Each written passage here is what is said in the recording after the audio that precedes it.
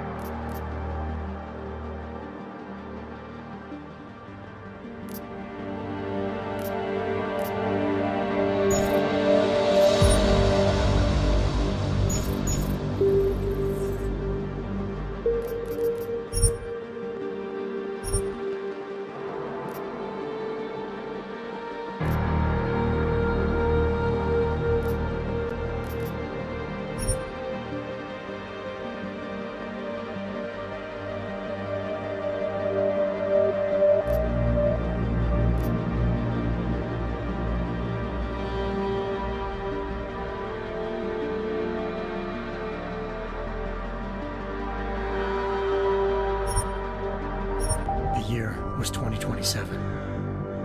Advances in biotechnology were helping people improve their physical and mental abilities to an amazing degree. Provided, of course, they had enough money. A new breed of people was emerging, half human, half machine. And in Detroit at least, not everyone was happy to see it. I'd just landed a job as head of security at Sarif Industries, a cutting-edge biotech firm. David Sarif himself handpicked me for the job. Said he needed me to keep his people safe. My ex, Megan Reed, was one of them. A brilliant neuroscientist, Megan had found a way to make augmentation safe and affordable for everyone. All she had to do was present her research to Congress. But the night before her big meeting, my security measures failed. A team of Black Op mercenaries stormed into Sarif headquarters, massacring everyone in sight. 3 of the mercs were heavily augmented walking tanks. Their mission? Take out Megan and her team. I tried to stop them, but their leader tossed me through a plate glass wall. Last thing I heard as his bullets slammed into my brain was Megan's dying scream. I should have died with her. Only I didn't. High-end military-grade enhancements saved my life. The best augmentation Sarif's money could buy. It took me half a year to get a feel for them. Should have taken longer. But 6 months into my recovery, Sarif Industries was attacked again. This time, by a radical group of pro-human purists.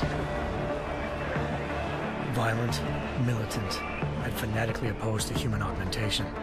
They claimed to be members of Humanity Front, a non-profit organization that wanted the UN to limit biotechnology research. The thugs broke into Sarif's factory and found machinists working overtime on a top-secret military augment called the Typhoon.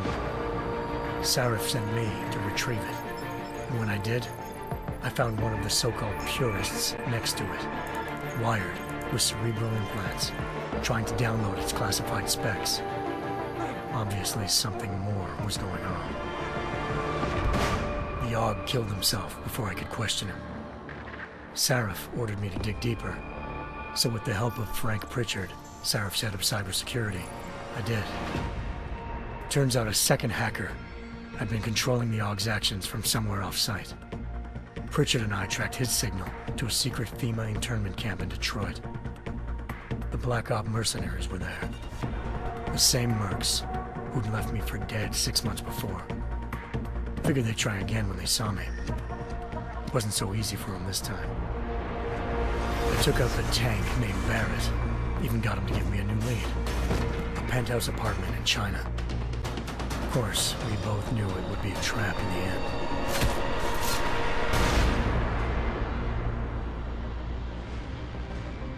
Panchaea Island, China. Home to a city so crowded, they had to build a second city on top of it. Trying to find clues in Hangzhou wouldn't be easy. Lucky for me, I wasn't alone. Farida Malik, Sarif Industries' ace pilot, had lived in Hangzhou before. A good person to have on your side. She knew enough about the place to get me around. Malik dropped me in the lower city, close to the penthouse Barrett had told me about. Bell Tower Associates, a private security firm under contract to the Chinese government, had agents tossing the suite when I arrived. Just not for the reason I'd been expecting. Turns out the man who lived there was a criminal hacker named Van Bruggen. The same hacker who'd been remotely controlling the Aug in Sarif's factory. Van Bruggen's panicked decision to force the man to commit suicide had been a mistake. Now his mercenary partners were gunning for him, and I needed to find him before they did. Locating Van Bruggen meant playing nice with the Triads, Hangzhou's organized crime lords. They had the hacker holed up inside a low-rent capsule hotel. By the time I found him, Van Bruggen had no qualms giving up the woman who hired him. Zhao Yunru, president of the Taiyang Medical Corporation. According to Van Bruggen, Zhao wanted to monopolize the augmentation industry and had hired Black Op mercenaries to destabilize her competition. Sarif Industries was at the top of her list. To prove this, I needed to get inside TYM and grab a surveillance hologram off a server. I suspected Van Bruggen was hiding something when he told me this, but nothing could have prepared me for what I saw. Megan wasn't dead. She and her 4 best researchers had been kidnapped, spirited away somewhere while their kidnappers made it look like they were dead. Desperate to learn more, I confronted Zhao in her penthouse. She claimed to be a pawn in a bigger plan, and hinted at a group so powerful it controlled global interests at a whim. Then she slipped into a panic room and hit the alarm, forcing me to make a very quick exit. I figured Zhao was lying, but part of her confession made sense. David Sarif had been worried about his people. So worried, he'd required all of them to have subdermal locator devices surgically implanted. The GPOs would have been broadcasting the day of the attack. But Zhao said a single call to Picus, the world's leader in global 24-hour satellite news, had turned those signals off. I needed to fly to Picus headquarters in Montreal if I wanted to learn more.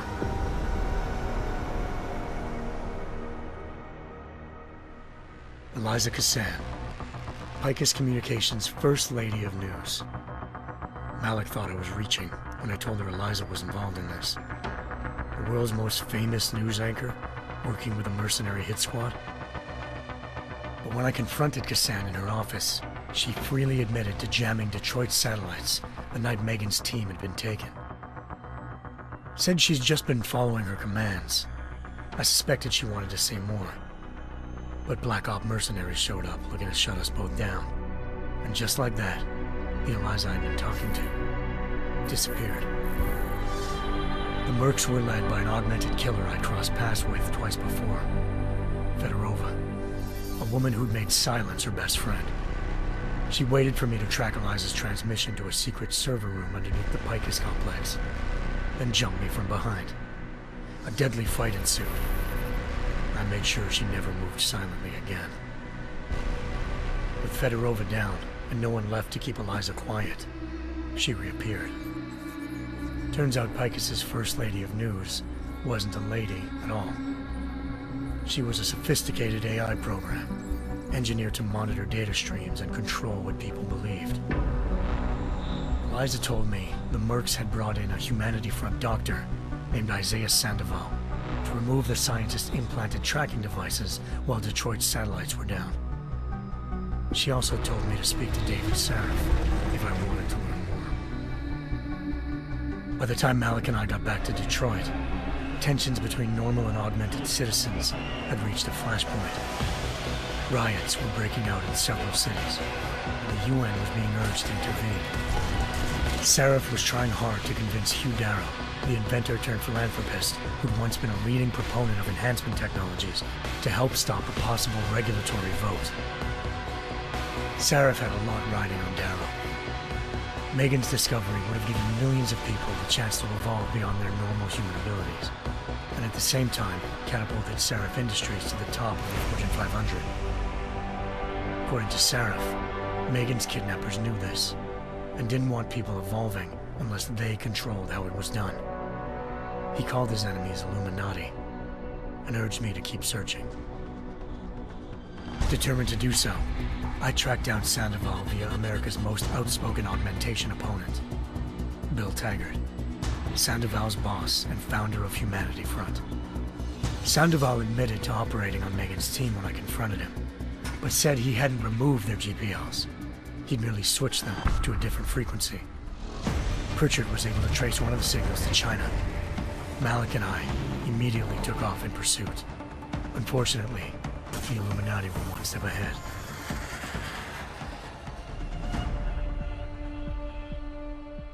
Ambushed.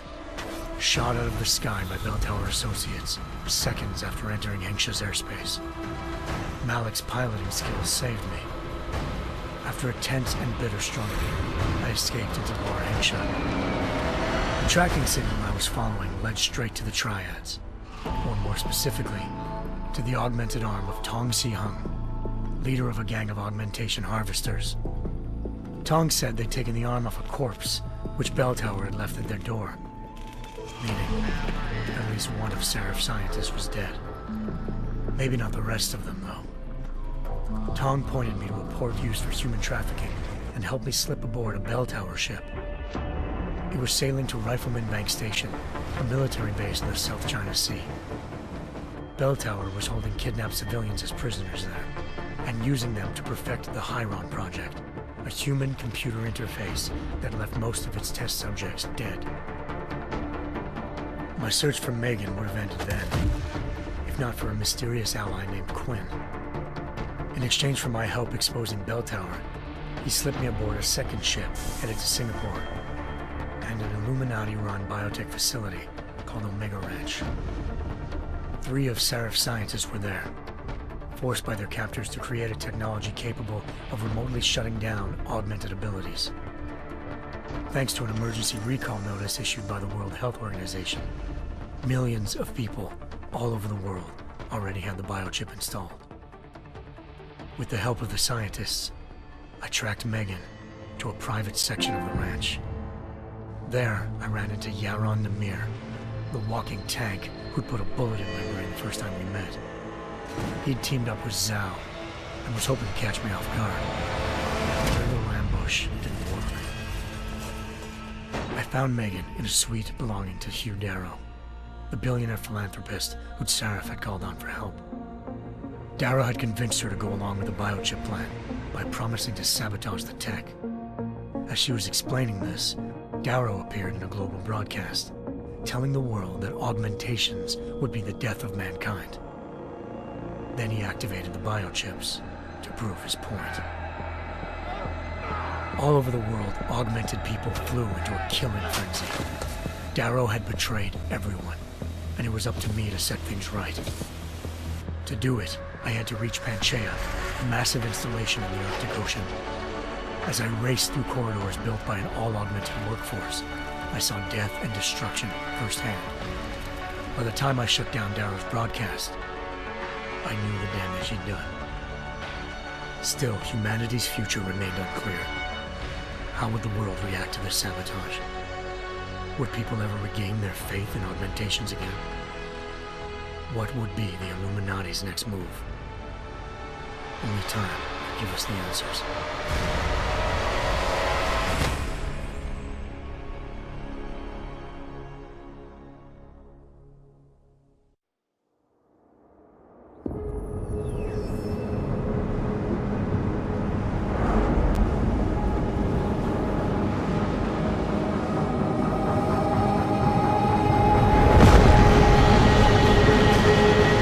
I once thought I could save the world. Now look at it.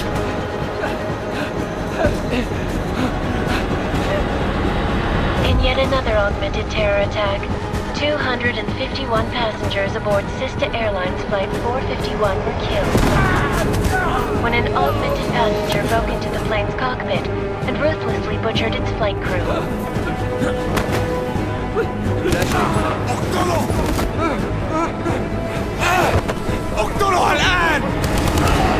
Details recovered from the black box recorder suggest that the man may have been suffering flashbacks to the Aug Incident.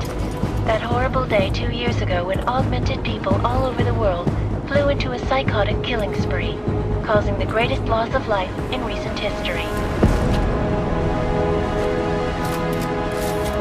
Sometimes you just have to let go and embrace what you've become. Not gonna go all wonky on us now, Hansa, are ya? Well, if I do, McCready, I guarantee you'll never see it coming. Agent Jensen! Am I gonna have a problem with you? No, sir. No reason to assume you would. Good, because you are the only augmented operative on this team, and I intend to make good use of you. Listen up, all of you. We got a sandstorm barreling down our arse and we can't afford to make mistakes.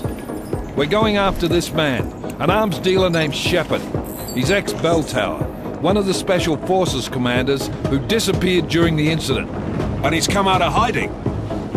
That cannot be good. It's not. He's selling weapons and military-grade augments to terrorists. This is Aran Singh, the undercover agent who lured Shepard out of his hole. Best you see Interpol's got. For 3 years he's worked hard to get him tight with the Jinn, an Iraqi smuggling cartel that's infected the Eastern Hemisphere like a plague. Last week, our arms dealer sent a message to the Jinn, offering to sell them a shitload of black market merchandise dirt cheap. They told Singh to handle the buy. They're not gonna like it when Interpol disrupts their party. Is Singh's cover really that good? It is right now. We need to keep it that way. This is where the deal's going down. A half-finished high-rise hotel that's been abandoned ever since the incident. It's not a pretty picture inside. Let me guess. Most of the laborers were augmented with heavy-duty industrial rigs. So when the incident hit, and they all went schizo, things got gruesome real fast. And no one, except for some homeless junkies, have been inside the place ever since. So what's the plan, Director? Singh's meeting Shepard on the ground floor, inside the hotel's main atrium. He sent the bulk of his Jinn crew to the penthouse levels to secure a vantage point. I want McCready's team to take up positions overlooking the atrium and make the arrest. Jensen, you're going in solo from the roof. My objectives? Keep the Jinn from joining the party. As far as we can tell, only one route connects the atrium to the penthouse level, a halfway decent elevator shaft. Here. I want you to block access to it. Fine. Just cut me loose. Do you plan on relying solely on your augments for this one? I'd recommend taking a little hardware, just to be sure.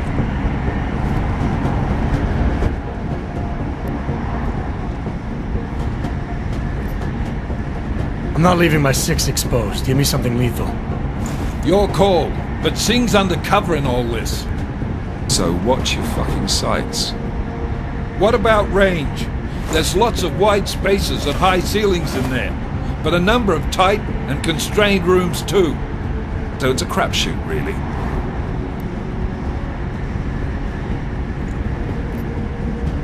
Well, I'm not looking to play dice with anyone in there. Give me something with distance. Your call. Less chance of being seen and compromising Singh that way. One last thing, Jensen. Singh said the Jinn are using some sort of portable Wi-Fi device to boost communications. He's got a better chance of maintaining cover if you disable it. We'll keep an eye out for it. But aren't we on the clock here? You said there's a sandstorm moving in. There is, and we got the intel on this mission at the very last minute. So we're scrambling a little. If it comes to it, your #1 priority is keeping the Jinn out of that atrium. Copy that. Time to put away your heavy thoughts, gentlemen. We're approaching the target building. You're up first, Jensen. Let's do this. Task Force Actual. This is Knife Leader. Engage Hush drives and descend to Angels 1-5.